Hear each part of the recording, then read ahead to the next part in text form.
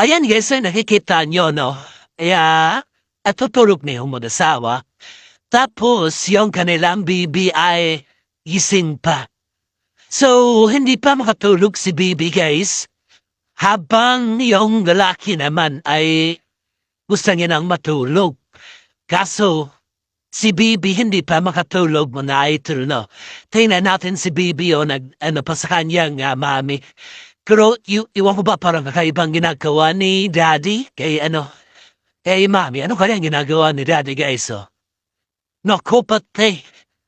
And si bibi, ah, gising na gising pa. Ayaw pa matulog. At si daddy naman gusto na matulog. Kaso, naisturbo yung ganyang mami. No, si mami naisturbo ni. Iwan ko ba kung sino ka-isturbo dito, si mami ba o si